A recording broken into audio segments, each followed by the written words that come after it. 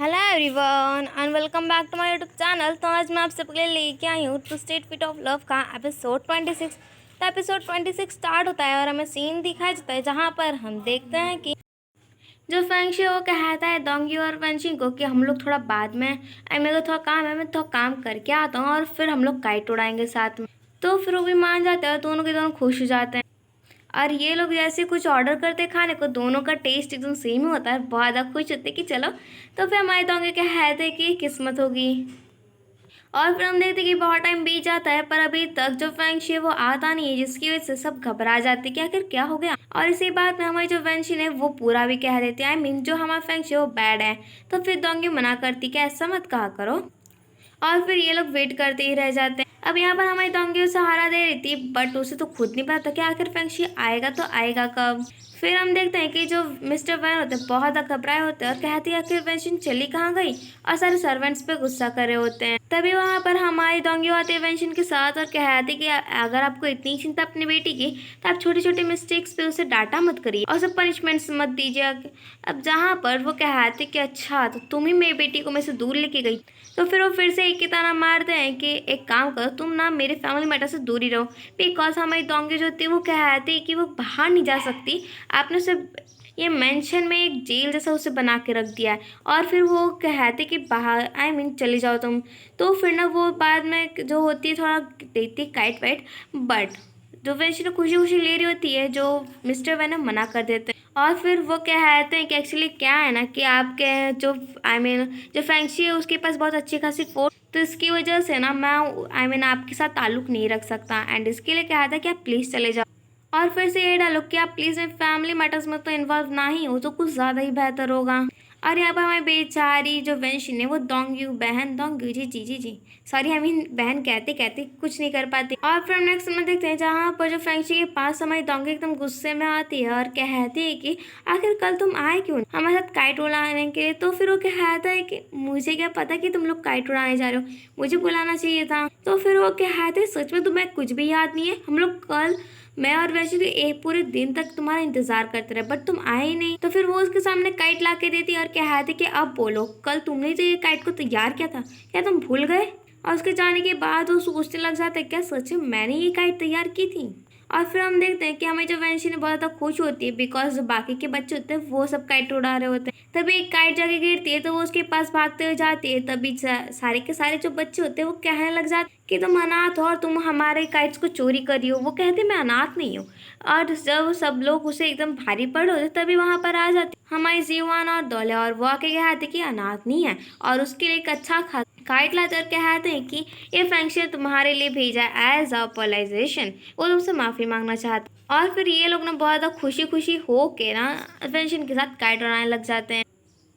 और फिर हम देखते हैं कि जी1 जाती है और कहते हैं कि जैसा आपने कहा था वैसा सब कुछ हो गया है। अब जहाँ पर वो भी कहता है आई मीन वो कहता है पूछता है कि क्या सच में वेंशन में भी गुस्सा है। वो कहती कौन सी बड़ी वाली है छोटी वाली, आई मीन दोंगी या वेंशन। तो कहते क्या तुम्हें पनिशमेंट चाहिए। वो कहते नहीं नहीं ऐसी कोई बात नहीं है। और फिर वो कहती है कि दोनों खुश हैं। और फिर हम देखते हैं कि वो बहुत ज़्यादा सैड होती है और कहती कि अभी तक कितने दिन हो गए बट दोले का कोई भी मैसेज आया ही नहीं कि आखिर वो कहाँ तक पहुँचा है। अब अगर ख्याल में डूबी होती है कि तब तक वहाँ पर फेंगशी आता है और वो ही कहता है कि क्या कोई लेटर मिला। वो मना कर देती है। तो फिर वो कहता है कोई बात है टेंशन की कोई बात नहीं है, मैं किसी को भेज दूंगा उसे देखने के लिए। वो कहती क्या मैं जाऊँ, बट वो मना कर देता है। तभी उसे एक लेटर आता है फेंगशी के जाने के बाद और वो खुशी खुशी खोल के देखती है तो उसमें लिखा होता है आई मीन खून से लथपथ एक चिड़िया होती है। अब जिसे देख वो शौक हो जाती है और लेटर में लिखा होता है कि तुम आ जाना आई मीन मुझसे मिलने के लिए पिंकैंग हाउस 5 बजे। और यहाँ पर हम देखते हैं कि वहाँ पर और कोई नहीं ची जिन हाय ने बुलाया होता है हमारे जी1 को। और वो कहता है कि अगर तुम्हें दौलत जिंदा चाहिए आई मीन सही सलामत तो तुम्हें हमारी बात सुननी और तुम्हें ये बताना होगा कि आखिर आई मीन फेंगशी आखिरकार करना क्या चाहता है। तो अभी मानी जाती है। और फिर उसके बाद वो क्या है कि कोई बातें टेंशन की बात नहीं है, अगर तुम आई मीन तुम्हारी वजह से वो पकड़ा गया बिकॉज अगर तुम वो उसे नहीं कहा होता कि वो तुम्हें लेटर्स भेजे तो फिर वो सही सलामत होता। और फिर वो ना जब चाय पी रहा होता तो हमारी जीवन गुस्से में मन ही मन में कहती कि यू बास्टर्ड तुमने मेरे भाई शाहसी को मार दिया और अब तुम दौले के पीछे पड़ गए। और फिर हम देखते हैं जहाँ पर वो जाती है, और तो फिर जो फेंगशी है वो कहता है कि क्या हुआ, कोई बात है क्या। वो मना करती है और कहते हैं कि नहीं नहीं कोई बात नहीं है। वो कहता है चलो ठीक है, कल मुझे स्विमिंग पोस्ट पे जाना है और तुम मेरे साथ चलोगी। और वो कहता है कि एक्चुअली क्या है कि जो लुई युतोंग है उसके पास तो मेरे खिलाफ एविडेंस है, बिकॉज उसके पास वो वॉर के जो हथियार है उसके थोड़े से टुकड़े हैं, इसकी वजह से वो इसकी मेरे को ना परेशान कर सकता है और उससे मुझे जल्दी ख़त्म करना होगा। तो फिर वो सैडली जा रही होती तो कहता है क्या कोई प्रॉब्लम है। हम मना कर देते कि नहीं नहीं कोई प्रॉब्लम नहीं है। आई मीन वो दौले के बारे में कुछ नहीं बताती। तो कहता है कि देखो कोई भी न्यूज़ नहीं है, मतलब कुछ भी बुरा नहीं हुआ है दौले को। और फिर हम देखते हैं कि हमारी जीवानी खबर जाके पहुंचाती है ची जिनहाई को, और बहुत ज़्यादा खुश होता है। तो कहते क्या तुम मुझे ये मतलब कह सकते हो, गारंटी दे सकते हो कि जो दौल है वो परफेक्ट होगा, आई मीन ठीक ठाक होगा। वो कहता टेंशन मत लो। और ये भी कहता है कि सच में तुम दोनों के बीच में बहुत ज़्यादा डीप वाली फीलिंग्स है। तो हमारी दो आई मीन हमारी जीवन बहुत ज़्यादा गुस्से में तो होती है। और फिर वो कहते कि ये एश्योर कर दो मुझे पहले तुम कि वो जिंदा होगा। वो कहा तुम टेंशन मत लो यार। और फिर वहाँ से चला जाता है और हमारी जो जीवान है बहुत ज़्यादा गुस्से में होती है, बिकॉज वो कुछ कर भी नहीं सकती थी उसका। और फिर हम देखते हैं कि जो फंगवान है वो आया होता है मिस्टर फैंग। अब उन्हें तो फिर से उनकी पोस्ट वापस मिल गई है, और फिर वो कहते हैं चीज इन हाई को जाने को, और कहते सतर्क रहना, और हाँ कोई बखेड़ा मत खड़ा करना, हम लोग को उन्हें रेड हैंडेड पकड़ना है, आई मीन रंगे हाथों से। तो वो मान जाता है। एंड देन वो जो सैनिक होता है वो चेक करता है तो उसमें सच में बॉम्ब्स होते हैं, और वहाँ पर ही लुई युतोंग भी होता है। बट लुई युतोंग कोई दूसरे रूम में होता है और ये लोग कोई दूसरे रूम में होता है।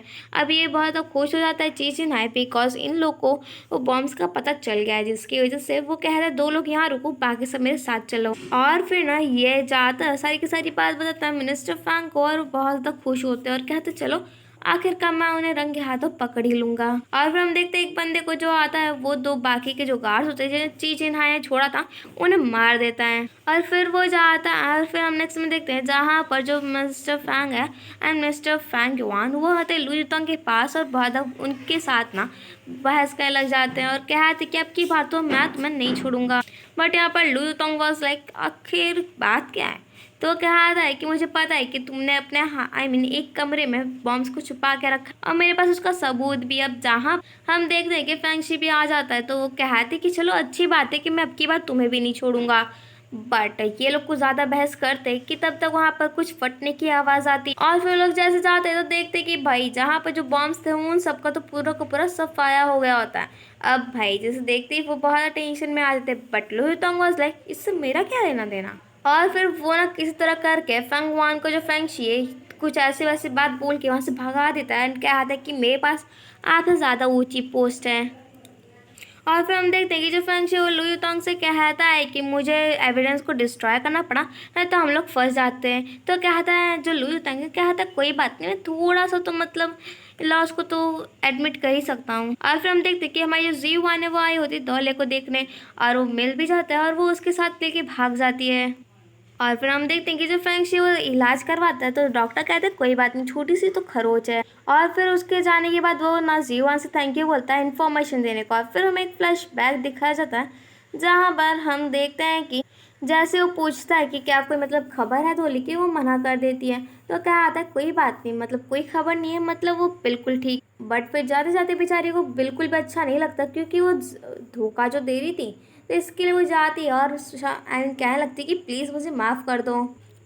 तो कहता है कि आखिर क्या हुआ, आखिर बात क्या है। तो फिर पूरी की पूरी बात बताती है कैसे ची जिन हाय ने उसे टॉर्चर करने का आई मीन उसे किस तरह से ऐसा ब्लेम करने को कहा और आपके सारी की सारी बात बताने को कही थी। और कहते कि इसमें सारी गलती मेरी है, पर वो मना कर देता है और कहते कि नहीं नहीं इसमें तुम्हारी कोई भी गलती नहीं है।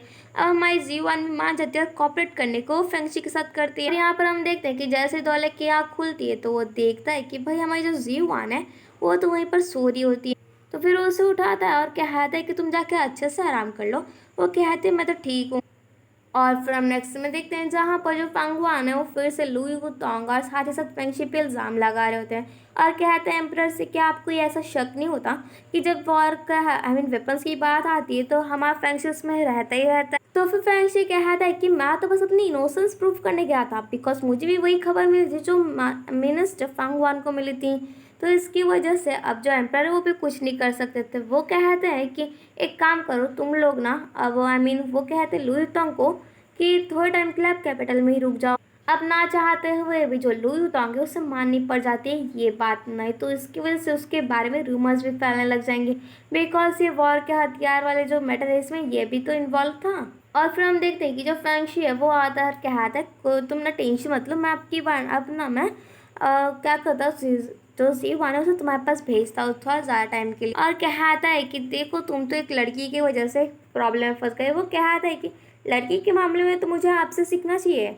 तो जहाँ पर वो कहता है अच्छा तुम्हें मार खानी है क्या, तो ड्रामा करते क्या अरे अरे मुझे तो चोट लगी है, आप मुझे ऐसे क्यों मार रहे हो, कहीं मुझे चोट ज़्यादा गहरी हो गई तो उस जीवन में ज़्यादा ख्याल रखेगी। और फिर हम देखते हैं कि हमारी जो डोंगी है वो सारा का सारा बात पता लगवा ली होती है, क्या उसे पता चल गया होता है कि ये सारा जो बॉम्ब ब्लास्ट हुआ था वॉर के हथियार का ये सारा काम सिर्फ और सिर्फ फेंगशी का है। तो फिर वो कहता है कि आखिर तुम्हें कैसे पता चला। वो कहती है तुमने मुझे इतने बार धोखा दिया है तो उससे मैंने लेसन सीख ही लिया है कि आखिर तुम्हारे साथ मुझे कैसे रहना है। तो कहती कि देखो तुम अब से तुम मुझे कोई झूठ नहीं बोलोगे। वो कहता है हाँ हाँ मेरे अंदर इतनी हिम्मत का कि मैं तुमसे झूठ बोल लूँ। और फिर हम देखते हैं जहाँ पर ये लोग आए होते हैं वही मून गार्डन के यहाँ, जहाँ पर हमारा जो फेंगशी है वो देखता है कि जब उसका जो नाम है जो शी है वो केज के अंदर जेल के अंदर, तो बहुत गुस्से में आ जाता है एंड ऐसा लग रहा था जैसे इसने फिर से अपनी याददाश्त ही खो दी हो। और फिर वो कहने लग जाता है कि आखिर तुम ऐसे कैसे कर सकते हो, मुझे तुम भला पिंजरे में क्यों डाल रहे हो।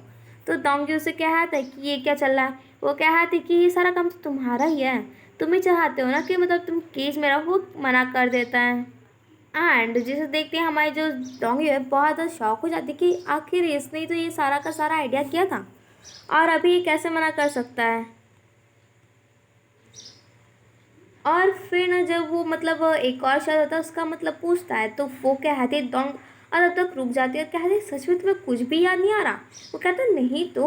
और फिर बहुत उदास हो जाती है। और फिर हम देखते हैं कि जो दौल है वो कहता है जीवान से क्या तुम्हें ऐसे ही लग रहा कि जो फेंगशी है वो कुछ याददाश्त भूल रहा है। वो कहते कि हाँ मैंने भी ऐसा नोटिस किया है। तो फिर वो कहते चलो हम लोग को ही ठीक करना होगा अब उसे। और फिर हम देखते कि दोनों के दोनों चले जाते हैं फेंगशी के पास और वो कहती है कि आप सच में जब से मिनिस्टर बने हो ना तब से आप बहुत हार्ड वर्किंग कर रहे हो। वो मना करता है कि नहीं नहीं मैं अभी तक टायर्ड नहीं हुआ हूँ। तो फिर वो कहती कि सच में आप बहुत ज़्यादा मेहनती। और वो कहने लगती है कि देखो जब से आप प्राइम मिनिस्टर बने आप इतना हार्ड वर्क करते हो ना कि आपका जो चेहरे का चाम है वो भी ख़त्म हो रहा है। आप बूढ़े बन रहे हो। और उससे साथ साथ शीशा भी दिखाती कि हाँ आप देखो।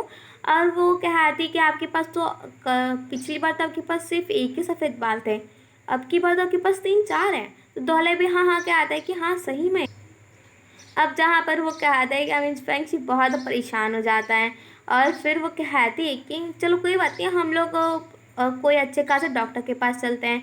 तो फेंगशी कहता है ठीक है मैं कल चलूँगा, बट वो लोग कहता है हम लोग पूरी तैयारी के साथ आए हैं। तो कह रहा नहीं नहीं हम लोग ज़्यादा लोगों को नहीं पता चलने दे सकते, नहीं तो इससे मेरी रेपुटेशन ख़राब हो सकती है।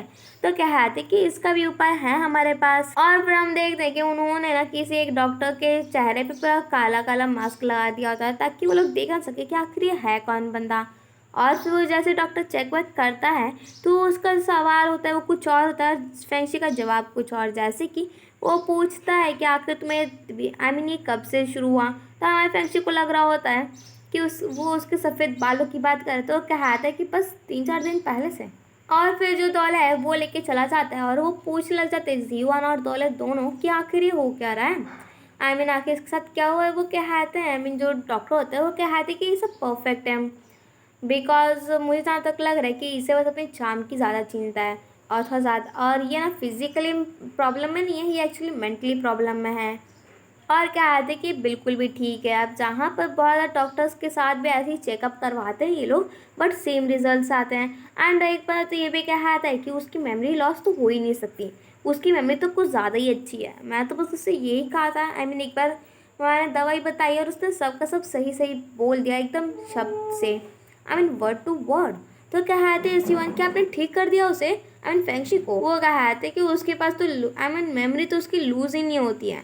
अब जहाँ पर हम देखते हैं कि ऐसे एक बहुत ज़्यादा लोग आते हैं तभी वहाँ पर डोंगी भी आती है और ये सारी की सारी बात हमारे जीवन बताती है और कहती कि पता नहीं कोई अजीब सी बीमारी हो गई है कि वो बहुत चीज़ों को भूले जा रहे हैं। जब हमारी डोंगी भी सोचने लग जाती है तभी उन्हें आवाज़ आती है जो कह रहा होता है फेंगशी की, तुम्हारी हिम्मत कैसे हुई। तो ये लोग भागते हुए जाते हैं और पूछते क्या हुआ। तो फेंगशी कह आता है कि ये लोग कह रहे हैं कि मतलब मेरे पास सब ग्रे बाल है और साथ ही साथ मैं चीज़ों को भूले जा रहा हूँ। और फिर ना वो कह रहे थे कि क्या सच में तुम्हें कुछ भी याद नहीं। वो कह रहा था क्या याद का मतलब। तो वो कहता है जो फेंगशी वो कह रहा था कि आखिर तुम्हें डॉक्टर्स को यहाँ बुलाए हो। तो जो फेंगशी सॉरी जो डॉल है वो भी कह रहा था सच में तुम्हें ये याद नहीं है। तुमने ही तो कहा था कि तुम्हें डॉक्टर से मिलना है और साथ ही साथ तुम अपने न्यूट्रिशन वाली दवाई भी लिया करते थे ताकि तुम्हारे ग्रे बाल ना हो जाए। एंड तभी वो डोंगियों की तरफ देखते हैं और वो कहता है तुम मेड आखिर तुम यहाँ वहाँ कैसे गॉसिपिंग कर सकती हो। तो जहाँ पर सुनती है हमारी डोंगियों सोच लग जाती है मेड मतलब मैं वो भी मेड। तो जिसे सुनते ही वो कहता है हाँ तुम ही। और वो कहता है साथ ही साथ जीवन और दौले को that as a lady and as a master तुम एक मेड्स के साथ लूली जिसके पास इतना इसका स्टेटस एकदम लो वाले मेड्स हैं उनके साथ तुम कैसे घूम सकते हो। तो फिर वो कहता है एक काम करो जल्दी से इसे ये डॉक्टर को लेके जाओ। तो हमारी जीवन भी कहते हैं हाँ जल्दी जल्दी। और वो ना साथ ही साथ हमारी डोंगियों को भी लेके जाती है जबकि हमारी डोंगी तो घूरने में व्यस्त होती है कि आखिर ये बोल क्या रहा है कैसे सच में मैं याद नहीं हूँ। और फिर वो कहती है जीवन से क्या तुम्हें ऐसा नहीं लगता कि वो कुछ ज़्यादा ही मेमोरीज बोला है। वो कहती है हाँ मुझे भी ऐसा लग रहा है। तो फिर वो कहती है तुम्हें ऐसा ही लग रहा है कि वो जितनी भी मेमोरीज बोल रहा है वो सब के सब मेरे बारे में है। सो जीवन मना करती कि आपको ऐसा क्यों बोल रही। वो कहती है कि जैसे कि हम लोग काइट खेलने के लिए गए थे एंड साथ ही साथ बहुत चीज़। तो फिर वो कहती है कि मतलब ये सारा का सारा सिर्फ और सिर्फ मेरी ही आदत बोल रहा है फेंगशी। और फिर जीवन कहती है अब हम लोग कैसे ठीक करेंगे। तो फिर हमारी डोंगियों कहती है कि जब ये मेरी वजह से उसकी बीमारी हुई है तो इसे ठीक भी मैं ही करूँगी। और इसी के साथ हमारा episode 26 of twisted fate of love यहीं पर खत्म। Thank you bye bye.